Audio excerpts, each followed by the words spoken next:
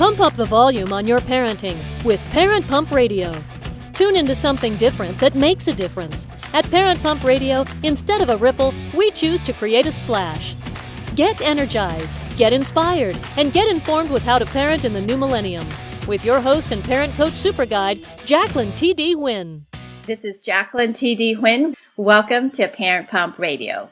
Our theme for 2019 on Parent Pump Radio is geared to help families learn, act, and implement strategies to become financially free.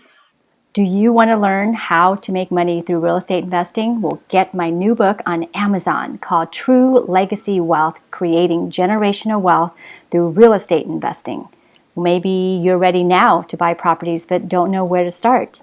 Then join our True Legacy Wealth Turnkey Real Estate Investing Program. Turnkey means we do it all. We find the properties, we rehab it, and we manage it for you. We're your team in the package. All the properties are between $50,000 and $150,000 in cash flow now. Sign up for a free membership and you'll get a 45-minute complimentary consultation.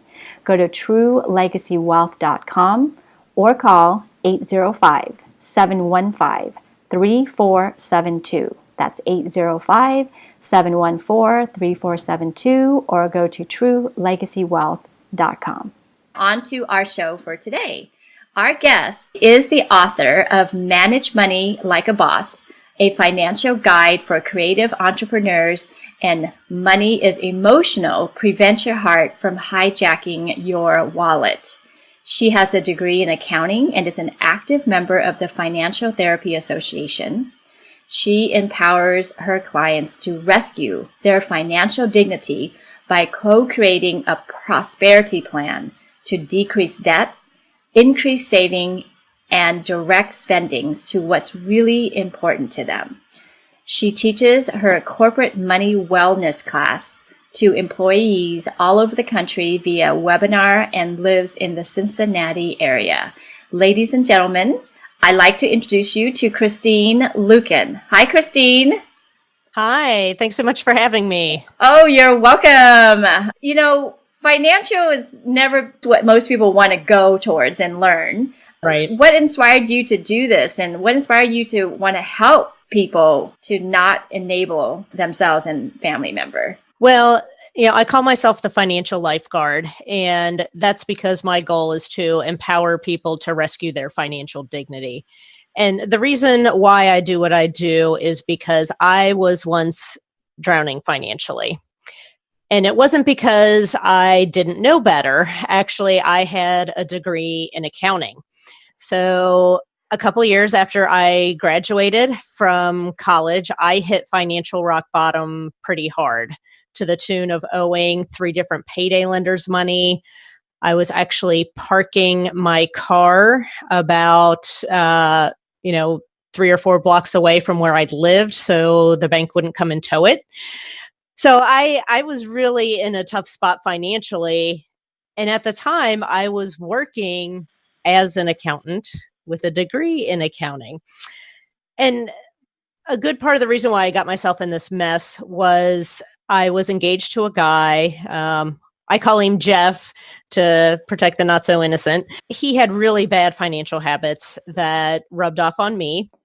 He was in and out of jobs, even in and out of jail.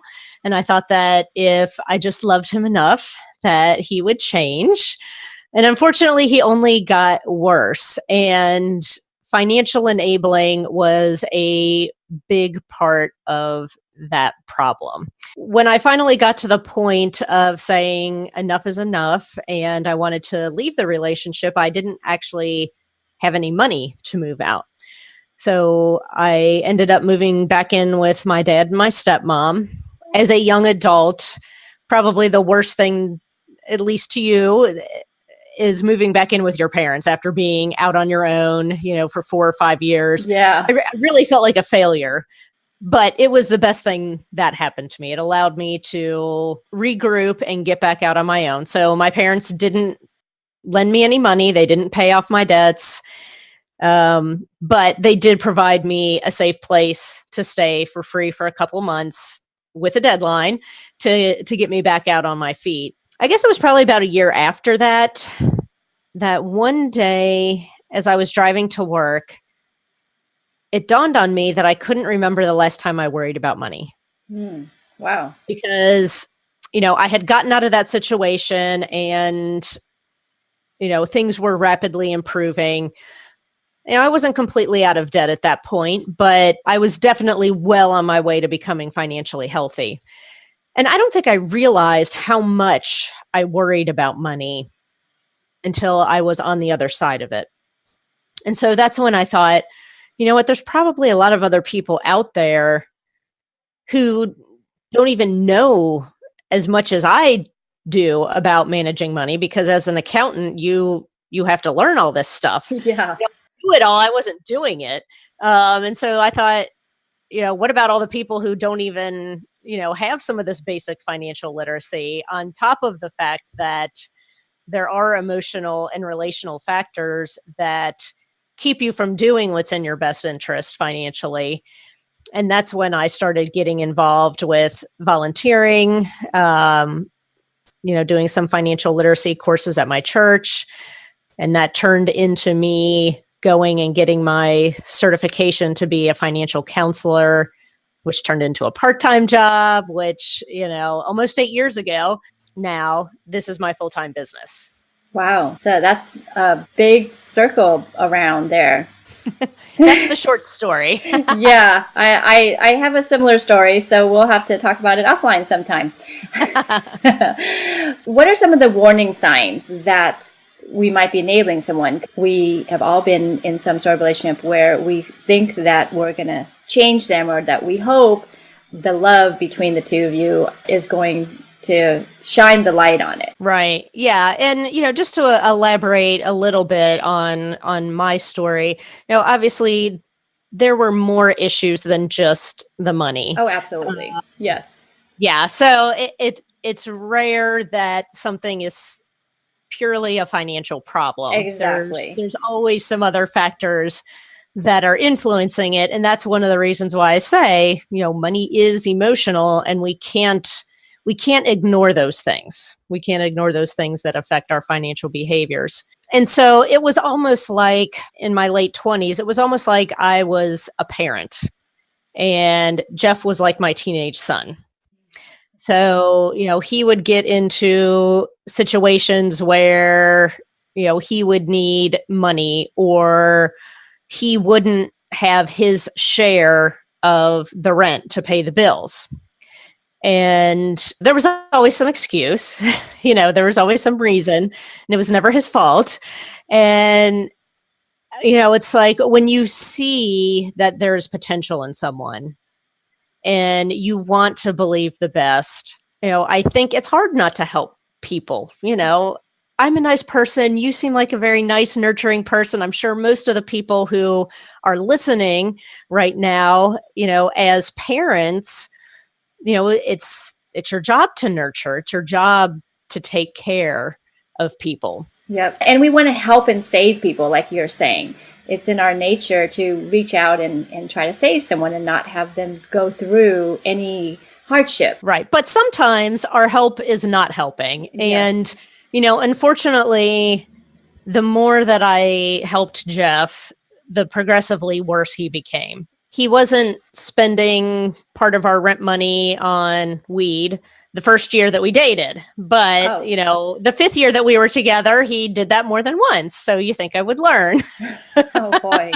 So let's talk about some of these signs that you're in this dynamic with someone. Now, this can be a situation where it is, someone you're dating, or, someone you're married to. It could also be a parent, or it could be a teenage or young adult child. And that is frequently where I see that interaction going on with clients, where, my clients are in their 40s or 50s and they have college age and above kids who are continuing to expect mom and dad to bail them out. So here are some of the signs. The first sign is that the person expects you to help, and they use guilt to try and manipulate you. So they're basically making their problem your problem. give you a good example of this. There was one instance where my ex-fiance had gotten arrested for a DUI. That was obviously his problem, right? We weren't married. Yeah. But he made it my problem. And part of the reason he made it my problem was he was driving my car. I had to go. And, so when I get this collect call from jail, all of a sudden it's my problem to get my car, out of impoundment. It's my job to come up with bail to get him out, because he's going crazy in jail and I got to get him out of there. I didn't have any money to bail him out. And, he put pressure on me to sell some stock that my dad had bought for me for my 21st birthday. Wow. That was worth probably somewhere in the neighborhood of, $1,500 to $2,000. Using that guilt to manipulate you, that's one of the big things, where he would say things like, basically choosing between love and money, where he made it seem like, oh, money is more important to you than me. Well, that's not true. First of all, he is basically saying in that situation that money is more important to him than I am, because he should have known the value of that gift was not strictly monetary. That was a gift from my dad for my 21st birthday. You will see a lot of that when people are trying to manipulate you and to make you feel bad. And basically what they're doing is they're making their problem your problem. And some of that is boundary issues. So I highly, highly recommend the book called Boundaries by Dr. Henry Cloud. It is really, really good. So it was probably one of the first books that I read after I left that relationship, because my counselor recommended it. Wow. Because I did not have good boundaries. Yeah. I think a lot of us don't have good boundaries, though. Yeah. Well, and I've heard it explained this way, which I thought was very cool, where they did it as an analogy of your lawn. This would be like your neighbor guilting you into cutting their grass. That's their grass, and just because their grass is overgrown and has a bunch of weeds in it, I might not like seeing that over the fence, but it's not my responsibility to go over there and mow their yard and put down weed killer. Right. Yeah. And so I really liked that analogy of, whose responsibility is this really? Is this really my responsibility, or is it their responsibility that they don't want to deal with? That's a good point. Yep. The other enabling sign is the person makes the same kinds of financial mistakes over and over. So this person is not learning from their mistakes. This isn't a situation of, oh my gosh, your sister's going through an unexpected divorce and she's in a tight spot and needs to borrow some money so she can put a down payment on an apartment so she can leave her, crazy soon-to-be ex-husband.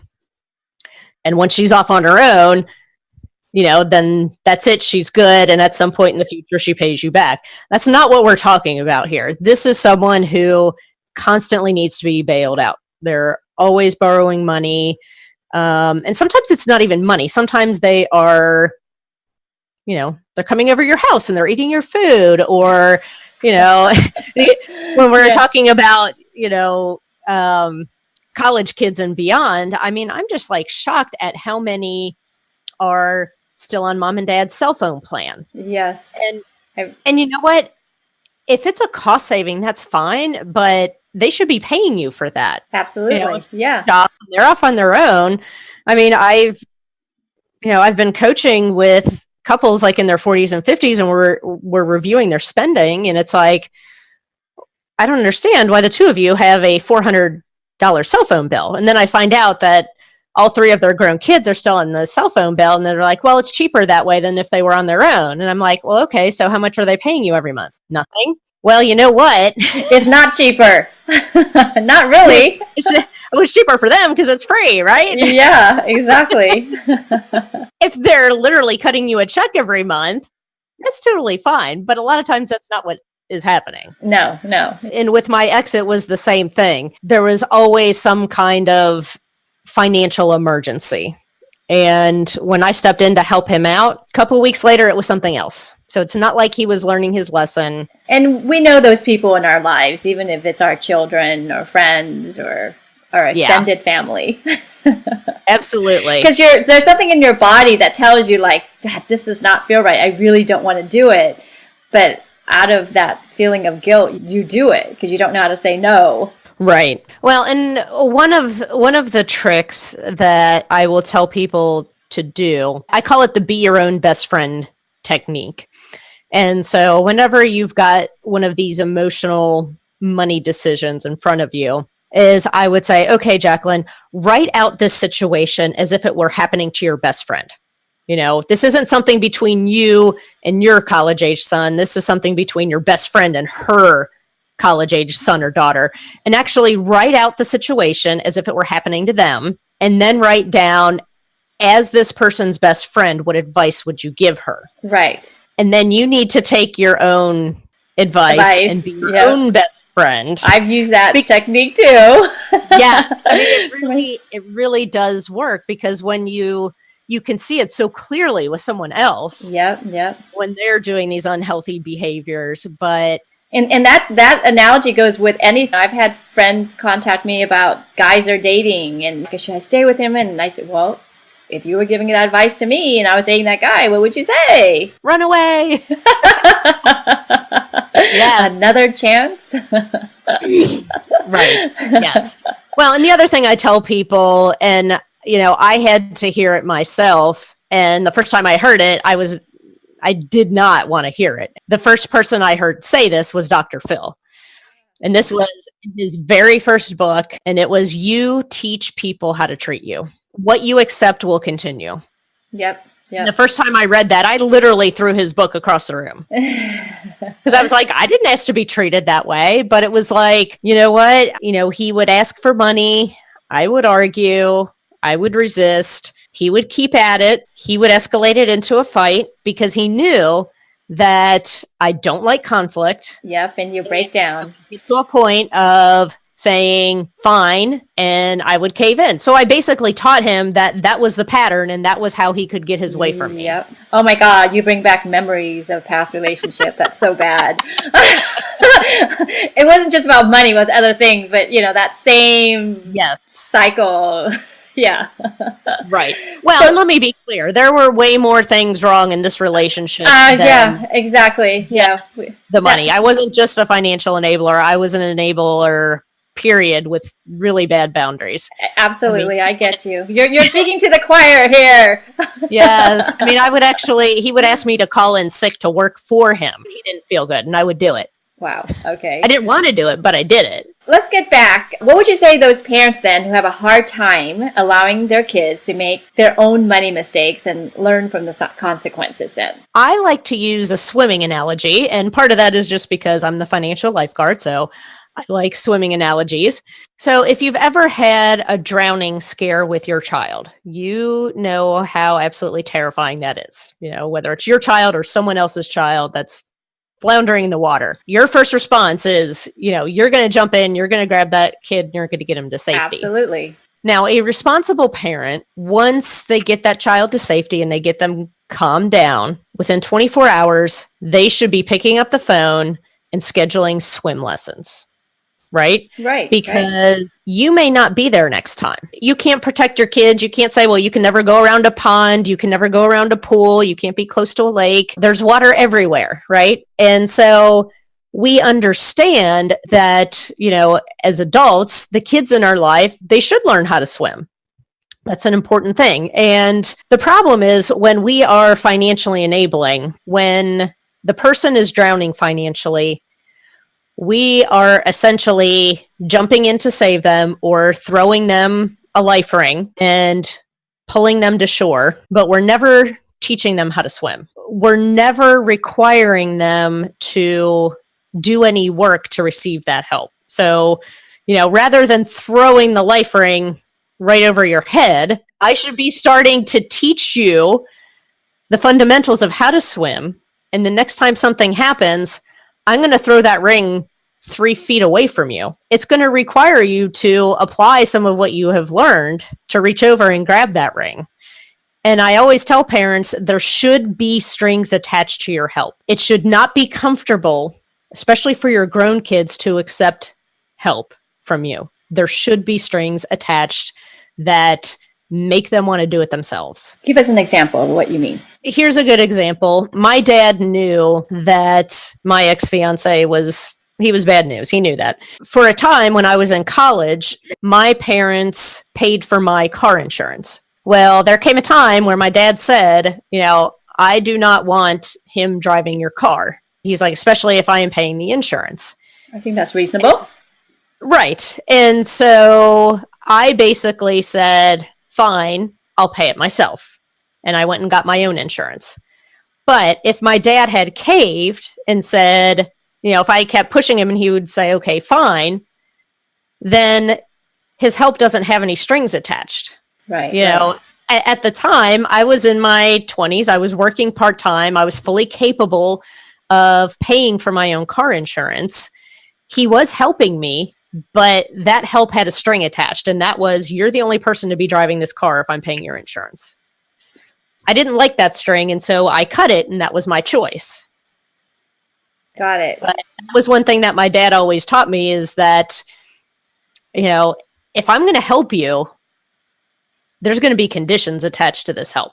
And you may not like all those conditions, but in order to get this help, those are the conditions that apply. Right. So like if you're going to move home again, you have to pay $50 in rent, whatever that's reasonable there, until this amount of time, and you'll get a raise, in rent next year or something like that. So there's a condition. Right, exactly. And, when I moved back in with him, there was a condition. It was 90 days. You have 90 days to get back on your feet and get back into an apartment. That required some hustling on my part. And because my credit was shot, it also took some sweet talking to an apartment manager to say, I know my credit is a complete disaster, and I can explain to you what happened, and I can pay you an extra deposit and whatever. But if my dad hadn't set that time limit, it would have gotten very comfortable for me to not take action. Okay, there are parents out there who are already enabling their children, and that's the norm. So what would you recommend to them to correct that situation? Because we're going to see probably lots of tantrums. Yes. The first step is admitting that you are part of the problem, that your enabling actions are part of the equation. The other thing you need to do is have a family meeting, to have a sit-down meeting with this person and say, this has been the situation thus far. Here's why it's not acceptable. Because I am doing this for you, it's having negative repercussions for me. I am taking on a problem that's not my own. This is your problem. These are your consequences to deal with. They're not mine. And be prepared for them to be upset. Yeah. Be prepared up front for them to be upset. And then set up a timeline for change. So, if you've been enabling someone, it's not like, okay, you have a week to get out. See you later. You need to set up a timeline to change. So it might be, okay, within 30 days, you're going to start paying your cell phone bill, or I'm going to turn your cell phone off. Within 60 days, you're going to be paying for your cell phone and for your car insurance. And within 90 days, you're going to have your own place. And then you have to stick to your guns. I mean, you have to be fully prepared if they don't pay you for the cell phone bill that you're going to turn off their phone. Because if there's no consequences, you might as well not even engage in this process to begin with. Exactly. Because then they know they got you anyway. So just push, right? Yes. And sometimes you need a third party. You may need a counselor or a coach to help you through this. There's nothing wrong with that. I think that's a great idea. It's always better coming from a third party than you're not this bad guy. You're doing this for their best benefit. We have a couple minutes left, and I want you to tell us about this wonderful book of yours and your free giveaway. So I really think that parents will find my book, Money is Emotional, Prevent Your Heart from Hijacking Your Wallet, to be a great resource. And I jokingly say it's like the least boring money book you'll ever read, because it's half tabloid of my life and all the mistakes that I've made. And then the other part of it is financial strategy. But all of those financial strategies are emotional based. And what I mean by that is they are specifically included in the book because they harness the power of your positive emotions and short circuit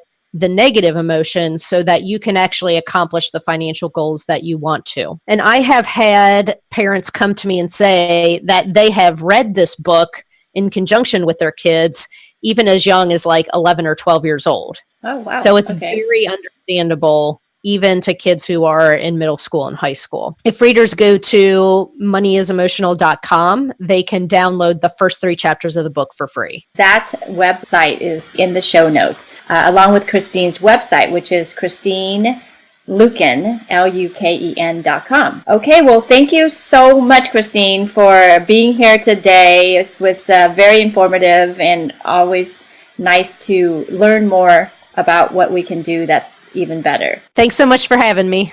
Okay, and the quote of the week is from Dr. Martin Luther King. Take the first step in faith. You don't have to see the whole staircase. Just take the first step. Have a great week, everyone. Thank you so much for joining us today. Go to parentpumpradio.com and click on the pink box on the top of our homepage to listen to our new and archived shows. To be instantly notified of new episodes, subscribe to our RSS feed. The RSS feed button is located at the top of the page where all our shows are featured. And after listening to the show, go to parentpumpradio.com or our Facebook page to leave your comments, questions, and topic suggestions. And while you're at our website, sign up to receive a free gift. Until next time, have a wonderful week.